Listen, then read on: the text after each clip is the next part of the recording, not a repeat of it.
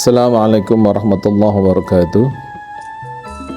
Bismillahirrahmanirrahim. Alhamdulillahirabbil alamin wassalatu wassalamu ala asyrafil anbiya'i wal mursalin sayyidina wa maulana Muhammadin wa ala alihi wa sahbihi ajma'in. Rabbi shrah li sadri wa yassir li amri wahlul 'uqdatam min lisani yafqahu qawli. Rabbana la ilma lana illa ma'allamtana innaka antal alimul hakim. Amma ba'du. Dumateng sedulur-sedulur sedaya, alhamdulillah dalu niki kita saged bisa kembali bertemu dalam keadaan sehat walafiat setelah sekian lama kami tidak mengudara.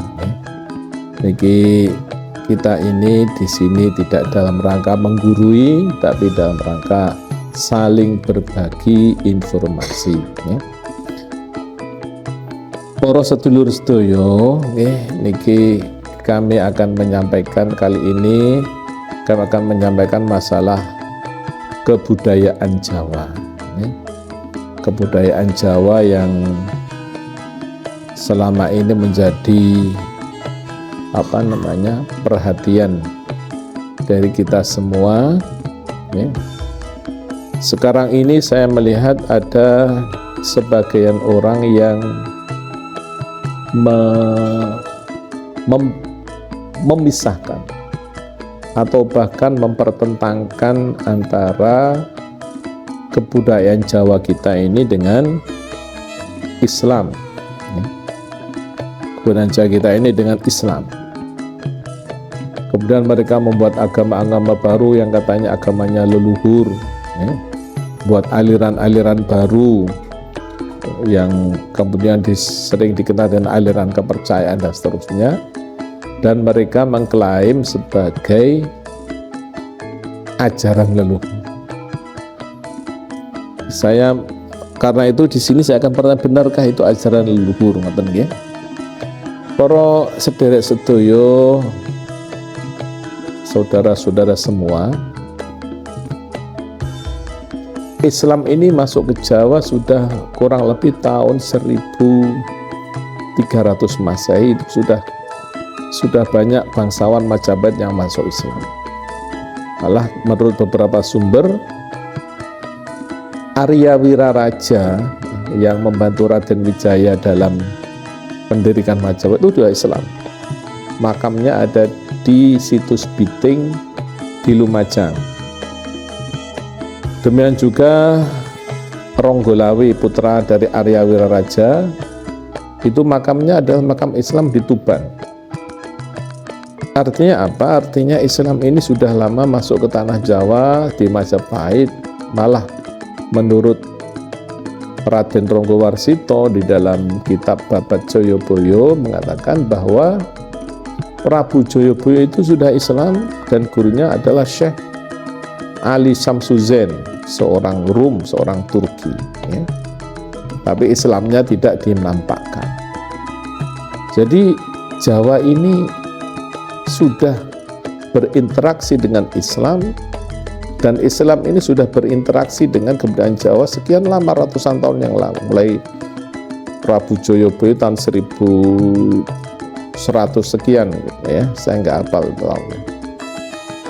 Karena itu para hadirin semua, para sederek sedaya, saudara semua, mempertentangkan Jawa dengan Islam adalah suatu hal yang lucu. Suatu hal yang lucu. Karena sehari-hari alhamdulillah di kalangan kita ini hari sudah memakai nama istilah Arab, artinya Islam Arab yang di Jawa kan sudah beradaptasi, ada Senin, Selasa, Rabu, Kamis. Itu istilah-istilah Islam. Istilah-istilah. Kemudian bulannya ada bulan Suro dari kata Asyura, Sofar, Mulut, Jumadil, Jumadil Akhir, dan seterusnya. Ini bulan-bulan Islam. Kemudian pakaian-pakaian kita, pakaian Jawa ini adalah imamah. Ini kalau orang sebelum Islam ini pakai rambutnya panjang, kemudian dia digelung, rambutnya panjang atau digelung di sini kayak foto-fotonya patungnya Gajah Mada dan seterusnya. Tapi yang Islam ini pakai seperti ini, kemudian pakai baju ini, baju takwa namanya. Ini semua bersumber dari nilai-nilai Islam.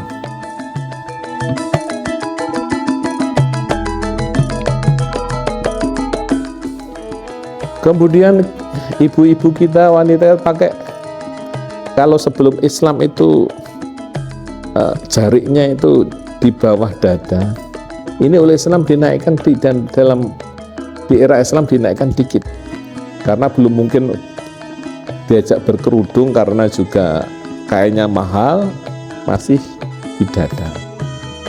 Kemudian yang kaya-kaya pakai abaya, kemudian di Jawa diistilahkan dengan bayak, baju panjang itu untuk lebih menutup aurat.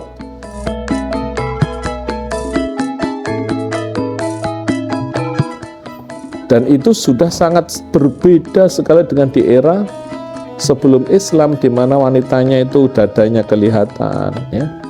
Kemudian kainnya hanya sampai di bawah lutut sedikit, kayak di patung-patungnya Ken Dedes, patungnya Tribhuwana Tunggadewi dan seterusnya.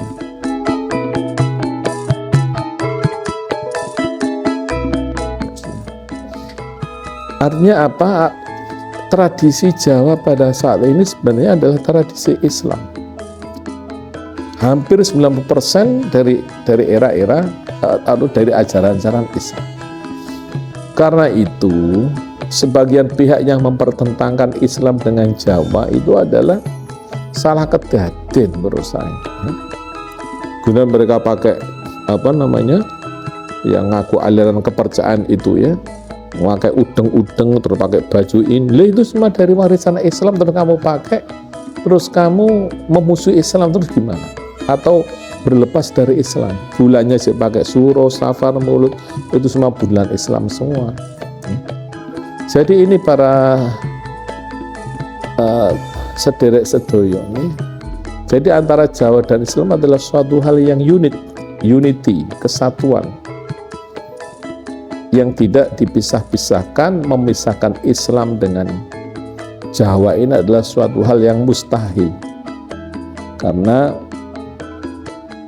seluruh aspek di Jawa ini, semua aspek tradisi ini adalah bersumber dari nilai-nilai Islam, ya. Grebek, mulut, kemudian apalagi gelar-gelar rajanya, Sultan, Panembahan, Sunan, ya, hari-harinya, bulan-bulannya, dan seterusnya, itu semua bersumber dari tradisi Islam. Karena itu para sederek semua, orang-orang Jawa khususnya, mari kita kembalikan Jawa ini pada nilai-nilai keislaman kita, menyadari bahwa tradisi kita ini adalah bersumber dari ajaran Islam, dan kita lebih komitmen lagi dengan ajaran-ajaran Islam yang diajarkan oleh para leluhur kita. Nah, poin berikutnya adalah para penganut kepercayaan ini mengklaim bahwa ajaran yang mereka anut itu adalah ajaran leluhur, ajarannya nenek moyang. Benarkah demikian? Kalau kita lihat kelahiran aliran kepercayaan yang ada sekarang ini, ya, itu kalau nggak salah ada yang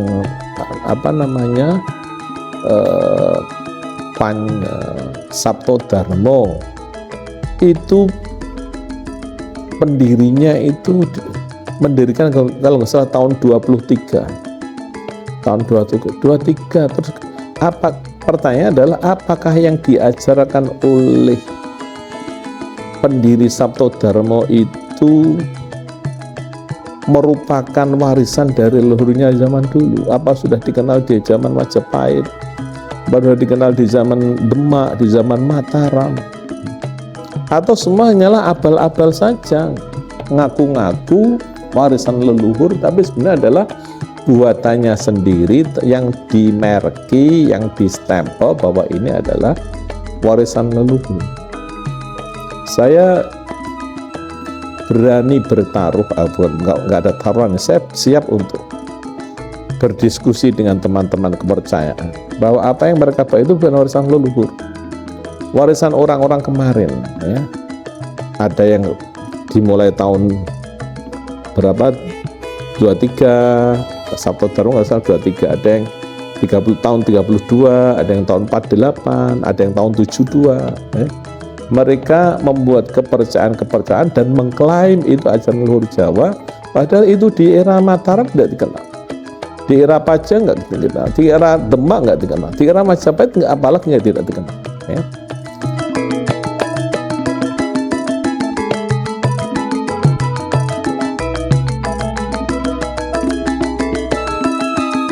Jadi harapan saya, ya, marilah kita kembali pada yang jelas dan logis saja. Ya.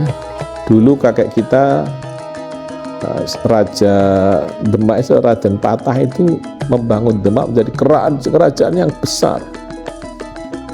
Demak itu menaklukkan Banjarmasin, menguasai Palembang, menguasai Lampung, menguasai Banten, pantai utara Jawa semua dikuasai, ada Pajang dikuasai. Ini cuma karena keberkahan mereka mengikuti ajaran Islam. Kemudian punya angkatan laut yang hebat, bisa menandingi kekuatan Portugis, sampai orang Portugis tidak berani menjajah tanah Jawa. Ini karena spirit dari kekuatan Islam.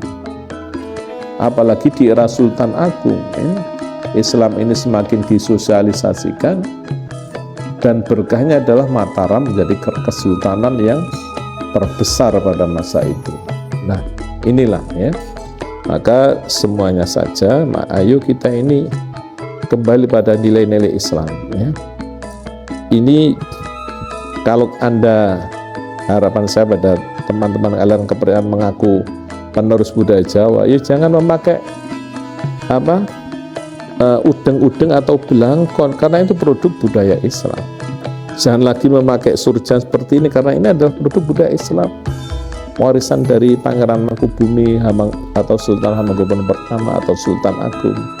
Jangan lagi memakai bulan suro, jangan lagi memakai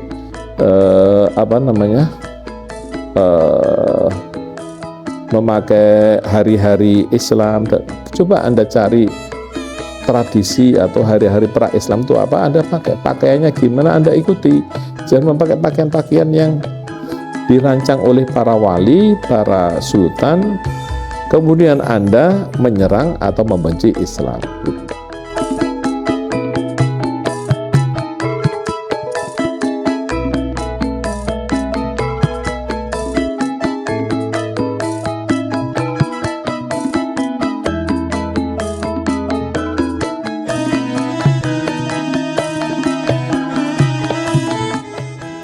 Demikian para sedulur sedoyo, mugi-mugi manfaat barokah, ya.